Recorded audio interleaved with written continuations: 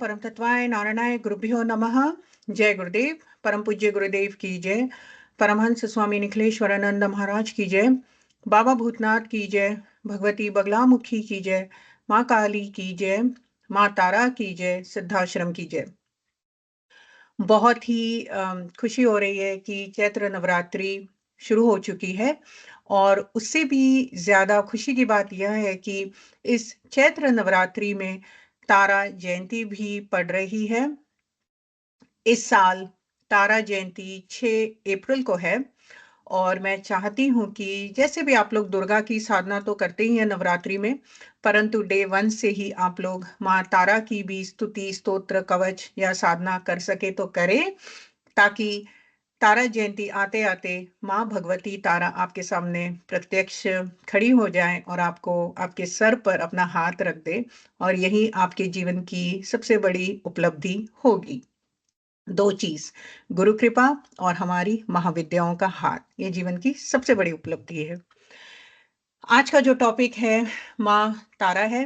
ये हमारे 10 महाविद्याओं में जो दूसरी महाविद्या है, ये माँ तारा के नाम से प्रसिद्ध है। शक्ति एक ही है, मूल प्रकृति एक ही है। पराशक्ति बोले या आद्या शक्ति बोले, कोई भी नाम दें, शक्ति एक ही है। वे अनेक रूप धारण करती हैं, अनेक स्वरूप धारण करती हैं, परंतु है तो वही एक शक्ति। जब आप माँ तारा का स्वरूप देखेंगे, तो देखेंगे कि वे माँ काली से बहुत ही मिलती-जुलती है। इनफैक्ट कभी-कभी ऐसा लगता है कि ये तारा है या काली है। तो आज मैं एक विशेष समझा दूँगी कि एक जो यूनिक कुछ है, जो उसमें दोनों महाविद्याओं में डिफरेंसेस भी पाए जाते हैं। परंतु अगर तत्व के हिसाब से देखा जाए, तो सबसे पहले ये समझिए कि माँ काली प्रलय काल की जो अधिष्ठात्री देवी मानी जाती हैं, जब अंधकार ही अंधकार है जीवन में और जब सृष्टि का प्रलय हो चुका है और हर जगह अंधकार है, तब उस समय जो शक्ति चलती है वह माँ काली है।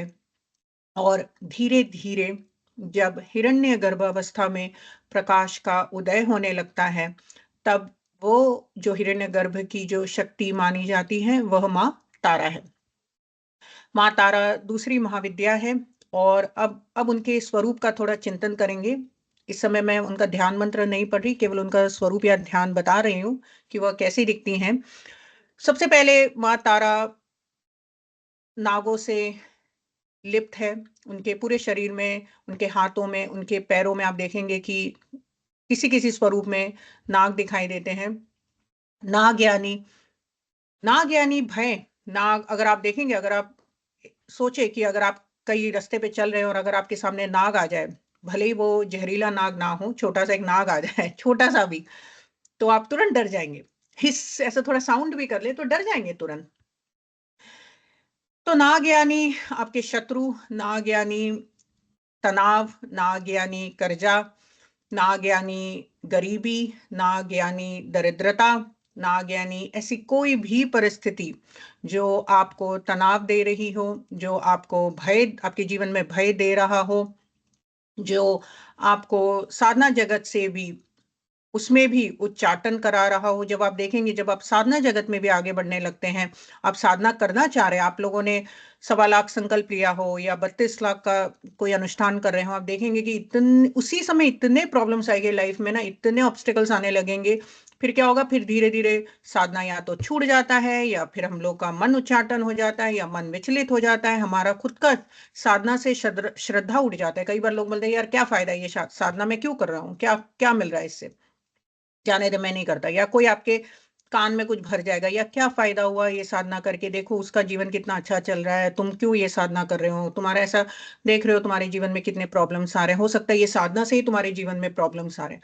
तो ऐसी-ऐसी परिस्थितियाँ, ऐसे-ऐसे नाग आपके सामने इर्द-गिर्द घूमने लगेंगे कि आपको जीवन में इतना तनाव होगा, और जहाँ आप साधना जगत में थोड़ा-थोड़ा अगर सक्सेस पा भी रहे होंगे, तो ऐसे आपके जीवन में भी शत्रु आने लगेंगे, या चाहे वो सर्कमस्टेंसेस होने लगो, चाहे वो कोई ऐसे लोग आपके जीवन में आने लगेंगे, जो आपको नहीं चाहते कि आप साधना के भी जगत में सफल हो।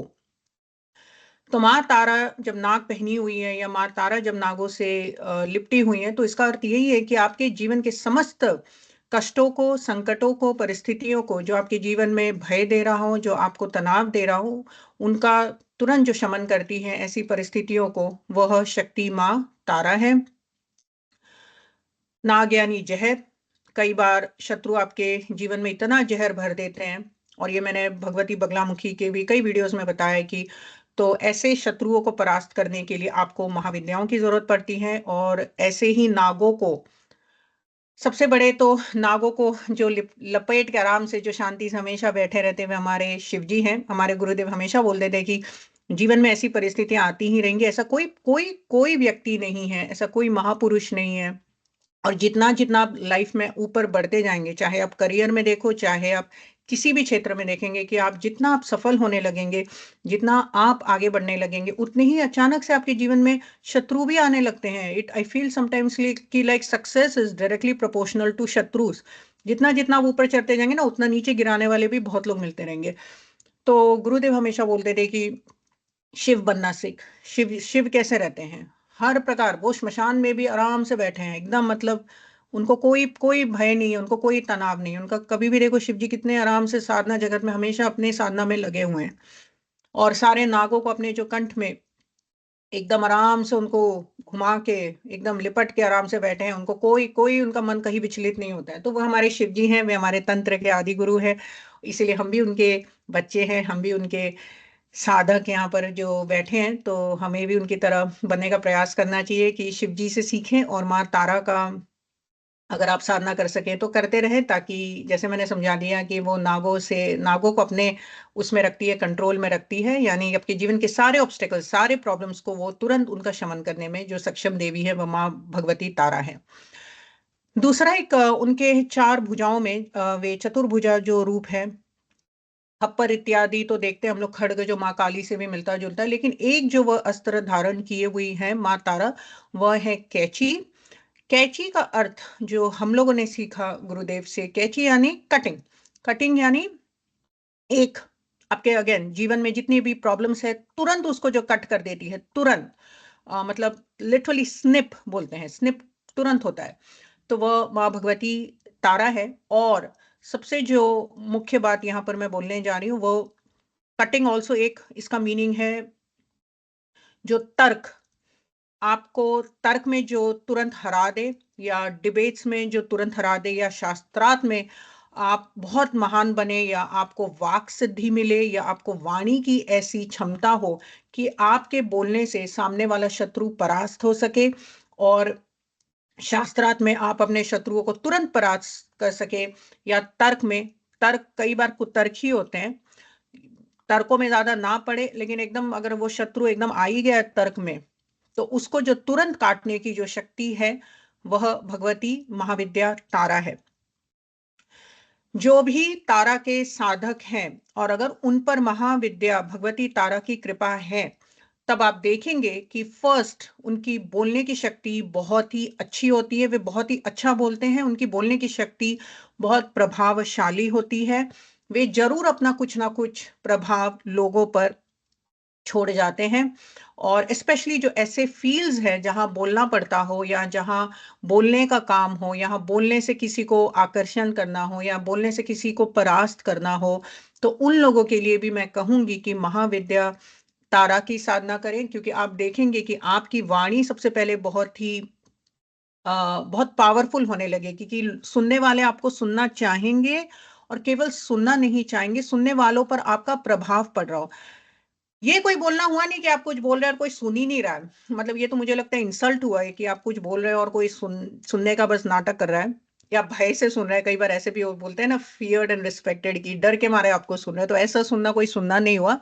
सुनना मतलब आपके बोलने से किसी के जीवन में प्रभाव पड़े, और वो उस पर कुछ इंप्लीमेंट करे। अगर आपने बोला कि देख, तुम्हें ऐसा करना चाहिए, तुम्हें ऐसा करना चाहिए, तुम्हें ऐसा करना चाहिए, और उस पर प्रभाव पड़े उसका, और वो ऐसा करने का प्रयास करने लगे वो सुनने वाला, तो ये बोलना बोलना हुआ, उसी को प्रभावशाली वाणी बोलते हैं। तो ये जो शक्ति आपको प्रदान कर सकती है, और तर्क को काटने की, या शत्रुओं को बोलने की शक्ति से जो परास्त करने की जो शक्ति है, वे महाविद्या तारा है। और बाकी तो मैंने समझा ही दिया कि खड्ग इत्यादि खप्पर भी धारण की हुई है, वे नीलवर्णा है। और उनका जो तीन स्वरूप माना जाता है, वह उग्र तारा है एक स्वरूप, दूसरा स्वरूप एक जटा तारा माना जाता है, और तीसरा स्वरूप जो उनका है वह नील सरस्वती स्वरूप भी प्रसिद्ध प्रसिद्ध है। तो जो नील सरस्वती स्वरूप है, जो तारा का ही एक स्वरूप माना जाता है, हमें गुरुदेव से दीक्षा मिली थी। गुरुदेव ने बहुत कुछ सिखाया था। सब कुछ तो हम लोग यूट्यूब पे नहीं बोल सकते, स्पेशली आपने अगर बहुत प्रिलिमिनरीज, बहुत कई साल साधना नहीं की है। परंतु डेफिनेटली नील सरस्वती के स्तोत्र इत्यादि, कवच, उनका जो भी तारा का और भी जो अन्य तारा का स्वरूप है, उनकी साधनाएं कर सकते हैं कवच इत्यादि के माध्यम से। और तारा के एक मैं यहाँ पे बताना चाह रही थी कि जो बंगाल क्षेत्र में अगर आप देखेंगे तो बामा खेपा जो सबसे प्रसिद्ध उनके साधक रहे हैं, वे मतलब ऐसा माना जाता है कि पगला गए थे महाविद्या तारा को देखने के लिए। मतलब जैसे काली के लिए रामकृष्ण पगला गए थे, वैसे ही हमारे बामा खेपा बहुत प्रसिद्ध माने जाते हैं। और जो उनका शक्तिपीठ है, जो बहुत ही शक्तिशाली है, जहां पर आप देखेंगे कि अगर आप थोड़ा भी साधना करेंगे तो आपको तुरंत उसका रिजल्ट्स मिलने लगेगा, वह वही वहां पर तारापीठ के नाम से प्रसिद्ध है। हम लोग भी गुरुदेव के साथ कई बार वहां पे हम लोगों ने विजिट किया और वहां साधनाएं की, रात रात भर बैठकर वहां साधनाएं की। तो डेफिनेटली माँ तारा जब प्रसन्न होती है तो बहुत कुछ दे जाती है। और सबसे मुख्य बात यह है कि माँ तारा धन भी दे जाती है, इतना धन दे जाएंगी कि आपके कल्पना के बाहर है। उनको स्वर्ण प्रदायिनी भी कहा जाता है, और ये मेरे गुरुदेव का वचन है, ये मेरे गुरुदेव का एक्सपीरियंस रहा है कि बहुत अभाव में जब उनका भी जीवन निर्वाह वे कर रहे थे, या उनका जीवन बहुत अभाव में कटा है, तब उनके गुरुदेव यानी हमारे नारायण दत्त श्रीमाली जी से जब उनको ये तारा, माँ तारा का ज्ञान मिला या दीक्षाएं मिली, तब जब हमारे गुरुदेव ने माँ तारा की साधनाएं जब वे करने लगे, तब उन्होंने देखा कि जीवन में सोना यानी स्वर्ण बहुत आने लगता है। तो जो अगर आप चाहते हैं कि आपके जीवन में भी बहुत धन आए, आपके जीवन में हर प्रकार से, दरिद्रता एक सबसे बड़ा मुझे लगता है शाप है। दरिद्रता एक ऐसा ऐसा शत्रु है जिसको परास्त करना बहुत ही मुश्किल है। वो ऐसा है कि आदमी उसमें घिरता ही रहता है। मतलब जितना आप दरिद्रता से बाहर निकलने की कोशिश करते हो, उतना ही कहीं ना कहीं से आपके जीवन में ऋण कर्जा कुछ ना कुछ लगा ही रहता है, और बहुत मुश्किल है दरिद्रता से निकल पाना। मतलब ऐसा कहते हैं कि अलक्ष्मी या धूमावती का अगर आप पे कृपा हो जाए तो बहुत कुछ हो सकता है जीवन में। तो दरिद्रता से निकल पाना बहुत मुश्किल है। परंतु अगर माँ तारा के साधक है, यहाँ तक मैं ये भी कहूंगी कि माँ धूमावती भी बहुत धन दे जाती है, तो इनको हमेशा अलक्ष्मी बोलते हैं, लेकिन वे सच में अगर जब माँ धूमावती प्रसन्न होती है तो इतना धन दे जाएंगी, आपकी कल्पना के बाहर है। तो माँ तारा कि साधना से मैं कह रही थी कि गुरुजी खुद अपने जीवन में उनका अनुभव होने लगा कि धन आने लगा बहुत कुछ। मतलब जो normal life, day to day life था, काफी बैलेंस चलने लगा, और बहुत बहुत सोना आने लगा धीरे धीरे। तो अगर आप चाहते हैं कि आपके जीवन में भी हर प्रकार का आपको भोग इत्यादि या आर्थिक परिस्थिति से अगर आप बहुत ही आपको किसी भी प्रकार का संकट है, तो माँ तारा की साधना करें। आप देखेंगे कि तारा माँ तारा की साधना से आर्थिक परिस्थिति आपकी ठीक होने लगेगी, सुधरने लगेंगी। नागों से मुझे एक और चीज याद आने लगा कि नाग, मैंने जैसे बता दिया कि शत्रु हुए नाग, यानी ऐसे शत्रु जो आपके जीवन में हमेशा जहर भर रहे हो, आपको हर प्रकार से डसने के लिए तत्पर हैं, तो उनको परास्त करने के लिए तो माँ तारा है ही। परंतु अगर आपकी कुंडली में भी कई बार होता है काल सर्प दोष है, तो यह दोष है, तो नाग दोष है, या जो भी है, और अगर आपके पितर दोष इत्यादि भी, अगर ऐसा भी कुछ बहुत से बड़ा दोष हो, तो महाविद्या तारा ऐसी शक्ति है जो तुरंत आपको इन सारे सारे ये सब जो नवग्रह दोष इत्यादि से भी जो निवारण दिला सकती है, वह महाविद्या तारा है। बाकी जो उनके शिव है, वे अक्षोभ्य शिव या भैरव माने जाते हैं।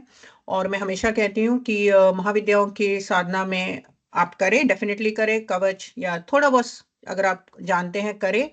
परंतु गुरु गणेश भैरव, ये कई कई साल हम लोग केवल गुरु गणेश भैरव ही करते, फिर महाविद्याओं में एंट्री एकदम बेसिक मंत्र मिलता था हम लोगों को। तो यूट्यूब के माध्यम से कुछ भी मंत्र मिलकर, या ऐसे यहाँ वहां से कुछ भी यहाँ से मंत्र मिल गया, कोई किसी बुक में मंत्र मिल गया, तो धीरे धीरे चलें, आपको डेफिनेटली सफलता मिलेगी। महाविद्या तारा को सबसे प्रिय जो रंग है वह गुलाबी रंग है। ये सब मैं डिटेल्स दूसरे वीडियो में दूंगी, जहां पे मैं नील सरस्वती के बारे में बात करूंगी। नील सरस्वती जो माँ तारा का ही स्वरूप है, और इनके जब मंत्रों में हम लोग जब साधना करने लगते हैं तो एंग एक मंत्र आता है, एक अक्षरी मंत्र एंग, जो अगेन सरस्वती का ही बीज मंत्र है, जहां मैंने ऑलरेडी बता दिया कि माँ तारा वाणी की देवी है, माँ तारा वाक सिद्धि की देवी है, और जो माँ तारा का भगत है और जिसपे माँ तारा ने कृपा कर दी, और अगर आपने अपने मुंह से किसी को कुछ बोल दे कि जैसे हमारे गुरुदेव या कोई भी ऐसे बोल दिए कि जा तेरा ये हो जाएगा, जा तेरी लॉटरी लग जाएगी, जा तू एग्जाम में पास हो जाएगा, या जा तुम्हारा प्रमोशन हो जाएगा, या जा तेरा विवाह हो जाएगा, तो वो होता ही होता था। ये तो मतलब कई कई हमारे गुरुदेव के शिष्य डेफिनेटली आर लिविंग एग्जाम्पल्स, जो बोलेंगे कि हाँ गुरुदेव ने कहा और ऐसा हुआ ही हुआ। तो ऐसा होता है कि जो माँ तारा के साधक हैं, अगर माँ तारा अगर प्रसन्न हो जाए तो आप जो मुंह से बोलेंगे, मतलब आपकी जीभा पे बोलते हैं सरस्वती बैठी रहती है, और वहीं सरस्वती जब माँ तारा या नील सरस्वती के नाम में जब हम लोग उनकी साधनाएं करने लगते हैं और जब नील सरस्वती प्रसन्न होती है, तो डेफिनेटली आप जो या वरदान दे दे या आप अपने मुंह से, जो मैं कभी नहीं कहूंगी किसी के लिए भी कुछ भी बुरा बोले, अगर बोल भी दिया तो वो होता ही होता है। इसलिए हमारी भगवती बगलामुखी की कृपा भी चाहिए, क्योंकि वे वाणी को बहुत ही संभाल के रखती है।